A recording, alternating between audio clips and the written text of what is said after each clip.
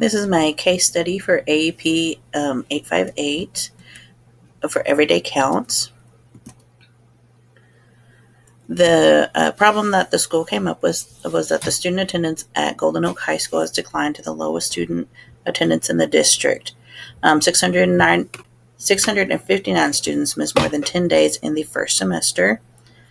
Parents and students do not seem concerned about it. The athletic director and the teachers who were kind of close to retirement did not have any concern over the lack of attendance. There were some teachers that did talk to the counselor, the attendance counselor, and the superintendent had large concerns. And then the new principal, in turn, was just concerned over all of it. What parents have other things going on in life. The athletic director had 5 state championships under his belt, so he was willing to overlook the absences for his football players. The teachers that are retiring are just counting down the days, so they're really not too worried about it. The superintendent knows the state requirements are not being met, and the principal needs to make a plan. For legal and ethical issues, so with Karen, she can possibly be harmed by being married without knowing her age or any of the background on that. It's kind of hard to understand what's going on. Another concern is are the parents' concerns being met by the counselors, because it says that they requested meetings, but it didn't say that they actually had them. This can also be a breach of contract by the counselors for not fulfilling that. And then a breach of the parentis patri, I don't know how to say that, but this is because the needs of the child are not being met by her being at school. Then Tyrone, same thing. And then the breach of the contract from the teachers for excusing his multiple absences. Even though he is with his parents, he still went over the limit. Christina, the Prince versus Massachusetts, the ignorance of the parents, since the minister had written the notes and not parents, it's kind of where are the parents at in that situation. And then also of a breach of contract, because the teachers are not supposed to be taking notes from anybody other than parents or guardians. And then the decision of her minister has harmed her grades. Carl, the parents have no concern for his education. The dad did not graduate, and so he's not too concerned about his actual graduation. And that goes along with the ignorance of the parents as well. And then John, another one that we're not sure about because it didn't mention the parents, but it goes against the Prince versus Massachusetts. The breach of contract from the athletic director, since the notes were not from his parents, but he's the one that excused on his Fridays before the football games. And then the teachers with their decision not to report excess absences. So a once highly recognized school, Golden Oak High School, has slowly had a decline in attendance that is creating concern from the superintendent over the welfare of the students and the dedication of the teachers and staff. So that's our overall problem that we have. So the facts that we have, the people in the situation are Mr. Rhodes, the principal, Dr. Newman, the superintendent, Karen, 11th grade National Honor Society honor roll. An issue with her is she has her parents and her new husband, and then the school counselor also is a part of that. Tyrone is a 10th grader honors program. His parents seem very professional since they do travel a lot, and the homeroom teacher has excused all his absences. Christina is a freshman in regular classes, earned C's and D's. She's missed because of her minister and her out-of-town meetings for church. Her homeroom teacher excused these absences, but then she also has an algebra teacher that is concerned since she missed a large test. Carl is 10th grade regular classes in the morning and vocational classes in the afternoon. With him, we have the truancy officer, his parents, and through them, we did find out that he had siblings. His father did not graduate, and so that goes along with something else. And then the attendance counselor that talked to him as well. John, 11th grade quarterback, he was injured. So with him, we have the doctor, the physical therapist that are the ones that requested for him to go to therapy on Tuesdays and Thursdays. The athletic director who has him taken off on Fridays to rest for games. And then his afternoon teachers who refuse to report those absences. And then all the stakeholders in the community. So the place is Golden Oaks High School. We have 965 students. The community, mostly middle income families, some poverty, some high. The metropolitan area is adjacent to it, so a lot of the parents do 1 to 2 hour commutes. So with that, we have some professionals, local industry, and small business owners. The high school offers 9th through 12th grades. It has National Honor Society, general ed classes, honors classes, 11 team sports, which football is their biggest, and 31 clubs, so kind of a range for everybody. Christina's Church, which offers out-of-town church meetings. Vocational schools, which we know does construction and drafting. And then the district has events such as the district football jamboree. So the information that we have, could the conflict situation or decision be damaging to the stakeholders and community? Yes, just for the fact that students who do not attend the school regularly have that chance of not graduating, and then in turn may have to use the government-funded programs to help with food or rent, anything like that. And then if they decide to stay in that area, then the community itself can decline.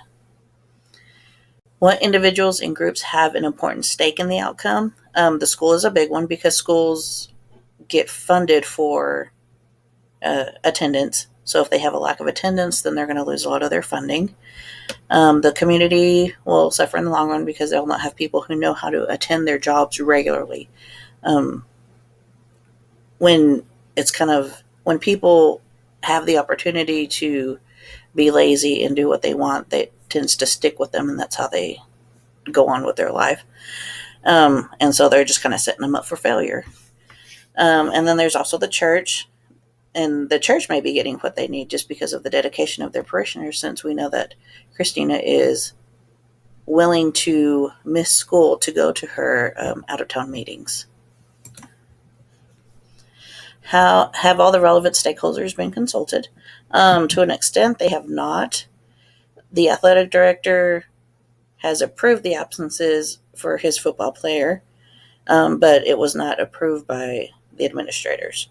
So he just kind of took it upon himself, and the teachers are taking upon themselves to either reach out for help, such as the algebra teacher, or just ignore the fact that there is an issue, like the afternoon teachers for some of the other people.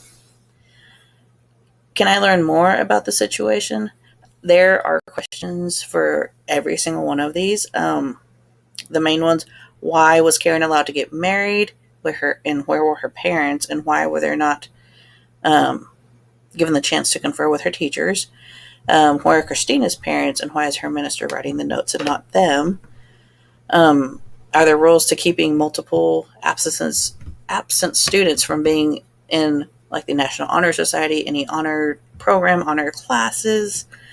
And then the same with allowing them to go off campus to go to a vocational school. So any of that stuff, I know in certain schools, like my school, certain programs are not allowed, especially with multiple absences. They're given to people who are there more often. And do I know enough to make a decision? I have enough information to forge a plan, but I will need help to ensure that it is successful. So my options and consequences, with no decision and no action, observation is very key when doing anything, when starting anything. However, letting things go unchanged will, in the end, just do more harm than good. Comprehensive liberal actions. We do trainings and policies with teachers and staff. I just say staff because it does involve the athletic director, and he may not necessarily be a teacher, but he is a part of the staff. Remind them of the districts and the state rules referring to the students' attendance, and then possibly work with doctors, nurses, therapists, whatever, to help students get the therapy that they need, but not necessarily not to where they're missing these same classes all the time. And then intermediate strategies, just beginning with the 5 students, bring them and their parents in for conferences, discuss the importance of the grades and how that is going to affect their being able to be in these honor programs, vocational schools, and sports. And then give them the chance to discuss their side, the parents, and then hold teachers and other staff accountable for reporting these absences. So my pros and cons, with no decision and no action, everyone finishes the year and the principal creates a positive relationship before change. That's always a good thing. Teachers are adapt to change at the beginning of a school year rather than the middle. So kind of coming up with a plan halfway through the school year is not something that teachers actually like to do. The con is that the students, parents, teachers just fall into another cycle, and even when trying to change it, they're kind of just stuck where they are and don't feel the need to change. And then the staff could also see the principal as a friend instead of an administrator because they just assume that what they're doing is fine, and so they won't see anything different. Comprehensive liberal action. The pros are making the attendance well known among the staff and show that you're willing to work with teachers and students. However, the cons, teachers do not like being retrained. Whenever we've been trained on something multiple times and then having to be told we have to learn it again, and then therefore may not listen.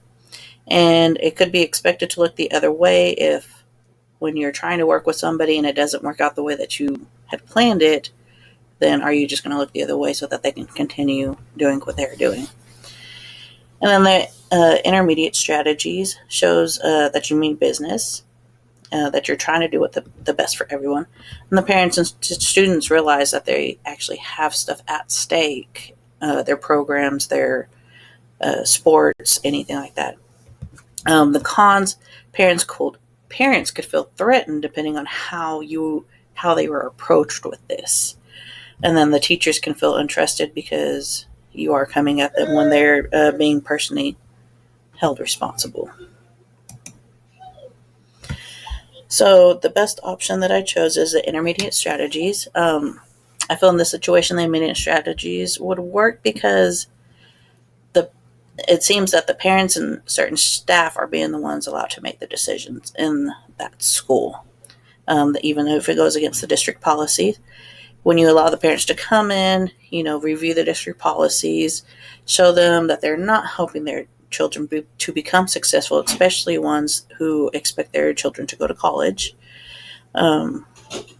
Experiences are very important, and I agree with that, but there is a time and a place, and during the school year is not one of them.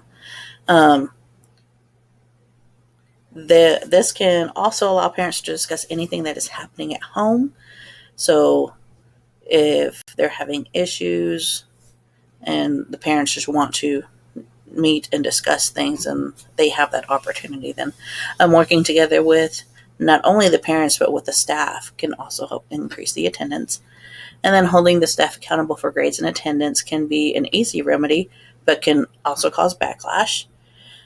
Teachers who are doing their jobs just feel like they are being questioned on their virtues, their values, even though they're doing everything they're supposed to do and others aren't.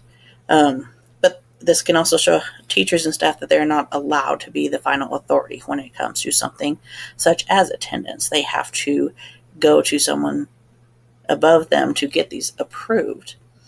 And then by bringing everyone together and having these meetings, the majority of the stakeholders are being consulted. And then the implementation for teachers, preferably bringing them in for them, all the teachers and staff in for a PD day, professional development. We can add the attendance counselors and truancy officers just for extra data if they have anything. And then possibly allow a representative from the district to be there, but solely for questions that cannot be answered by the counselors or principal. Staff cannot. One of the problems is that staff cannot respond accordingly, and they can also have that, well, if you don't think we're doing it right, then why don't you do it kind of attitude.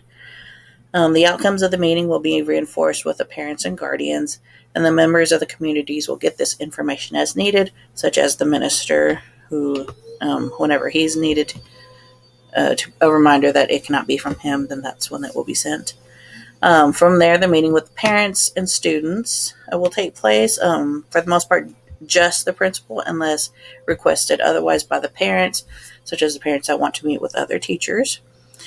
You can either do it all together or make individual conferences for them, and then create a compact for the parents and students to sign to show that everybody is on the same page. And I say this just because Carlos is given the opportunity to make his own decisions on when he can or when he wants to come to school. And so that students need to be held responsible as well. And then in this compact, it will state that that if the parents cannot uphold their end of the compact, so they're basically breaching a contract, then they will be referred to social services and possibly the juvenile court system. And just to reiterate that they could have already done this from the first semester, but just to start off with a clean slate, and hopefully that this will not cause any tension between the school and the parents.